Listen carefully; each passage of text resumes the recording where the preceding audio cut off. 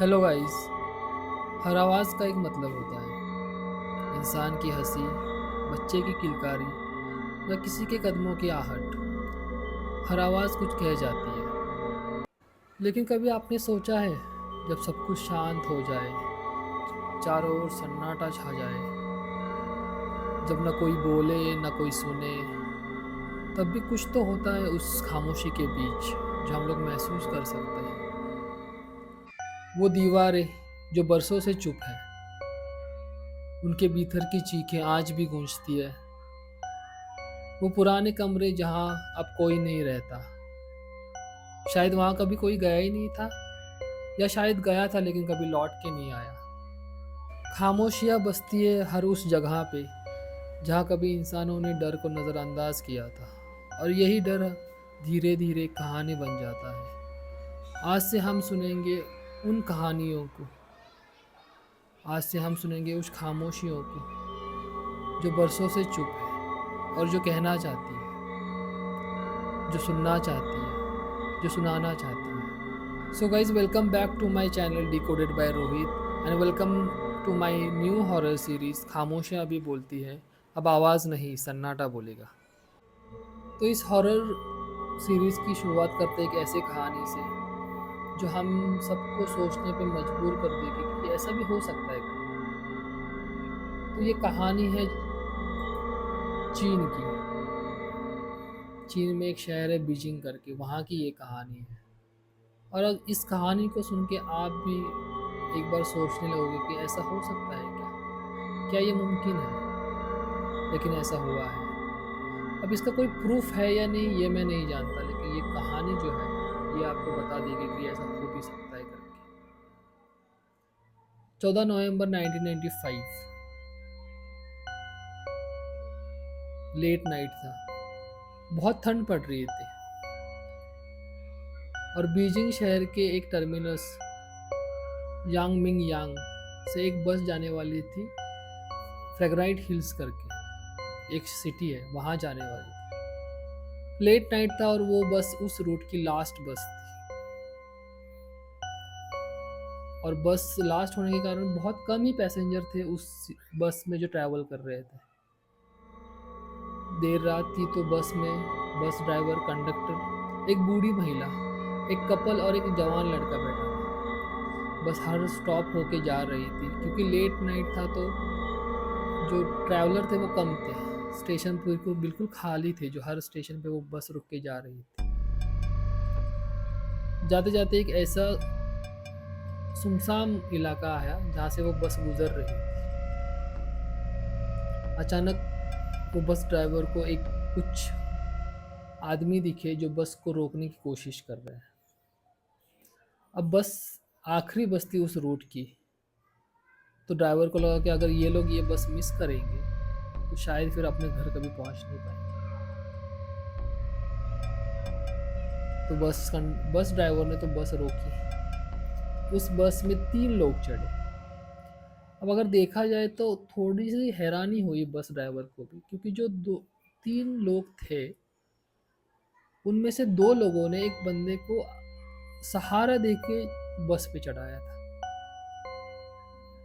जैसे कि उसको चलने की कोई वो चल नहीं सकता था, या उसको कुछ लगा हुआ था या बीमार था तो खुद से चल नहीं पा रहा था, तो उन 2 लोगों ने उसको कंधे का सहारा दिया था। उन दोनों के सहारे वो बंदा बस पे चढ़ता है।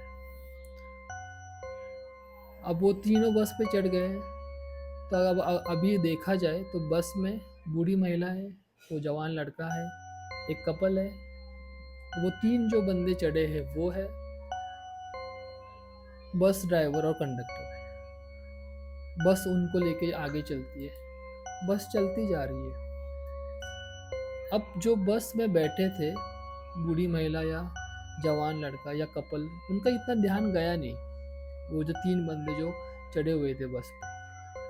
लेकिन जो बूढ़ी महिला थी वो बार बार उन लोगों को पलट के देख रही थी, क्योंकि वो जो 3 बंदे बस में चढ़े थे वो बस के लास्ट सीट पे बैठे हुए थे, और उन लोगों ने कुछ ऐसे कपड़े पहने थे जिसको सोच के ऐसा लग रहा था कि इस जमाने में ऐसे कपड़े कौन पहनता है। क्योंकि उन 3 लोगों ने जो कपड़े पहने थे वो बहुत ही पुराने कपड़े थे। पुराने ऐसे पुराने ज़माने के कपड़े थे जो राजा महाराजा पहनते हैं, उस टाइप के कपड़े पहने हुए थे। तो उस बूढ़ी औरत को लगा कि ऐसे कपड़े कौन पहनता है?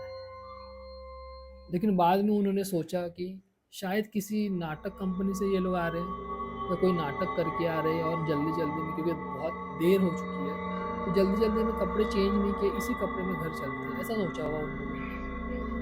इसलिए उस बूढ़ी औरत ने इतना ज़्यादा सोचा नहीं और बस चलते जा रही है। तो बस चल रही थी और कुछ स्टेशन बाद वो जो कपल था वो बस में से उतर जाता है। अब बस में बूढ़ी महिला है, वो नौजवान लड़का है, वो 3 लोग हैं, बस कंडक्टर और बस ड्राइवर। अब बस चलते जा रही है। लेकिन कुछ समय बाद उस बूढ़ी महिला उठती है और चिल्लाती है उस नौजवान लड़के पे। बोलती है कि इस लड़के ने मेरा पर्स चुराया है। हालाँकि लड़का किसी और सीट पे बैठा था और लड़के को भी समझ में नहीं आया कि अचानक ये महिला ऐसे क्यों बोल रही है। कंडक्टर ने पूछा कि सच में इसने बस पर्स चुराया है आपका? तो महिला बोल रही थी कि हाँ, बिल्कुल इसने चुराया हो। अब कंडक्टर या ड्राइवर इन दोनों के जो हुआ उसके बीच में ज़्यादा पड़ नहीं रहे थे। तो महिला ने बोला कि इस लड़के ने मेरा पर्स चुराया हुआ है, आप मुझे अगले स्टेशन पे रोक दीजिए, मैं इस लड़के को लेके पुलिस स्टेशन जाना चाहती हूँ।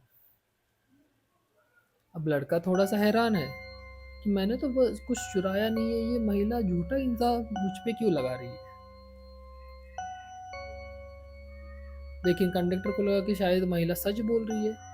तो कंडक्टर ड्राइवर को बोलता है कि भाई अगला जो स्टेशन है उस पर बस रुका दो, इन दोनों को उतर जाने दो, हम लोग को इन लोगों के लफड़े में नहीं पड़ना है। तो वैसा ही होता है, आगे जाके बस रुकती है।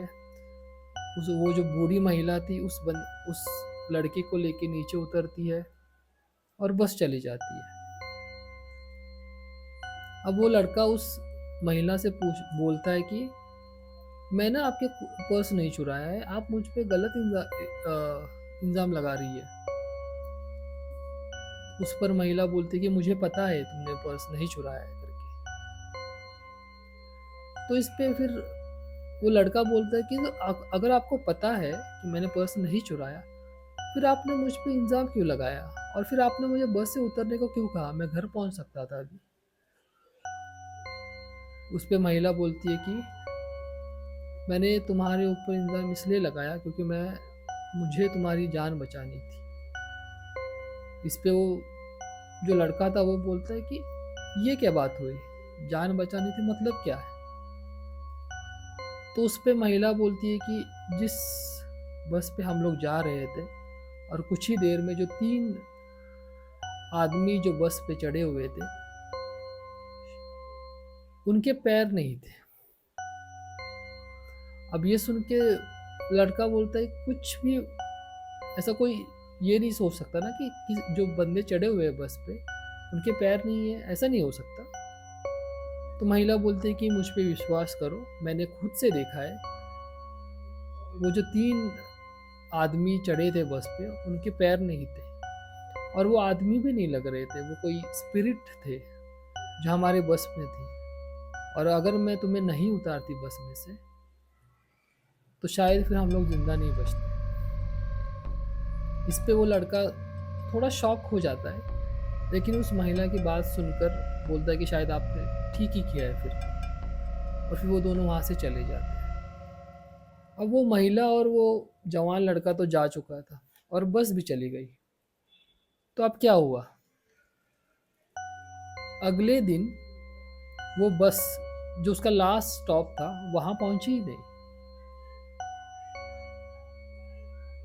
तो जो ऑफिशियल्स थे उन्होंने सोचा कि इतनी बस गई कहाँ गई, या बंद पड़ गई या ख़राब हो गई तो बीच में कहीं पे रुकी होगी बस। तो वो पूरा रूट चेक किया गया, रूट में भी बस नहीं है। तो बस गायब कहाँ हुई? तो उन ऑफिशियल ने पुलिस स्टेशन पे एफआईआर लॉन्च की कि इस रूट की जो लास्ट बस थी, बस नंबर 375, वो बस मिसिंग है। तो फिर जो पुलिस थे उन्होंने जांच चालू की, बस को ढूंढने की कोशिश की। लगभग 2-3 दिन चले गए, बस को ढूंढ रहे हैं, सारे उस रूट के जो सीसीटीवी थे वो चेक कर रहे हैं। तो जो लास्ट स्टॉप था उसके बाद वो बस दिखी ही नहीं कहीं पे, ना सीसीटीवी में दिख रही है या किसी और रिकॉर्ड में दिख रही है, कहीं पे भी वो बस नहीं दिखी। लगभग 2-3 या 4 दिन के बाद एक जगह है मयून रिजर्वर करके, जो उस लास्ट जो स्टॉप था उससे 100 किलोमीटर दूर है।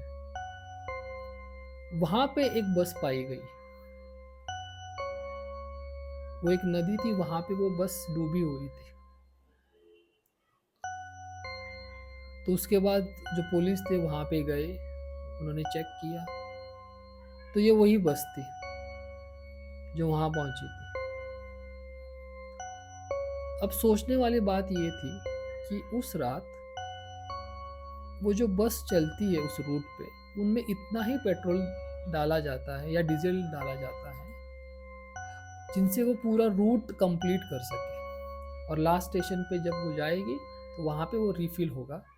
उसके बाद फिर से वो जो बस है वो रिवर्स डायरेक्शन में आएगी, सेम रूट से ही अगले दिन, क्योंकि वो लास्ट बस थी। तो अगर फ्यूल नहीं है या फिर फ्यूल जितना चाहिए था उतना ही भरा था, उसके बाद ये 100 किलोमीटर कैसे गई? तो सोचा कि उस रूट में बहुत सारे पेट्रोल स्टेशन होंगे, तो वहाँ से बस ने शायद भरा होगा और चली गई होगी। लेकिन जो स्केड्यूल है बस का, उसको जिस लास्ट स्टॉप पे रुकना चाहिए था वहाँ पे तो रुकी नहीं, और आगे क्यों जाएगी? सोचा कि बस ड्राइवर की या कंडक्टर की कुछ नीयत में खराबी हो, बस चोरी करने का तरीका हो उनका, तो वो चले गए होंगे। लेकिन फिर बस डूबी कैसे फिर पानी में?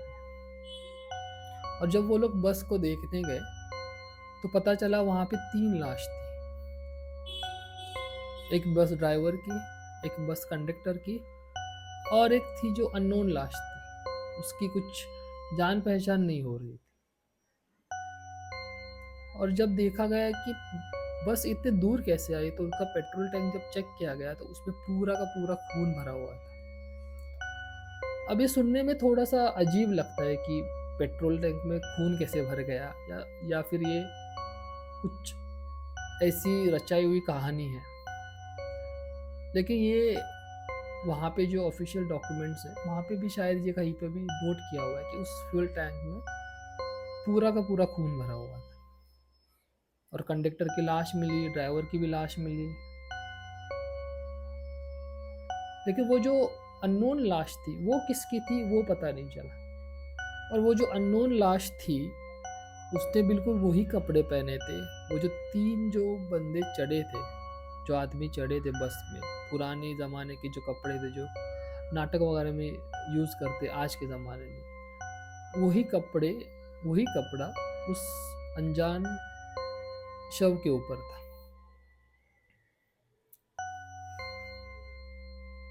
तो पता नहीं कि वो आदमी कौन था या फिर इन दोनों की जो मौत है वो कैसे हुई है, कुछ पता नहीं चला। उसका जो मेन रीज़न था बस इतने दूर कैसे आई, या फिर ये डूबी कैसे, या क्या हुआ उस बस को, ये आज तक किसी को पता नहीं चला है। अब वहाँ पे जो चीन में कुछ न्यूज़ चैनल्स है या फिर जो भी जर्नलिस्ट हैं, उनके कुछ अलग अलग वेरिएंट है इस कहानी के बारे में।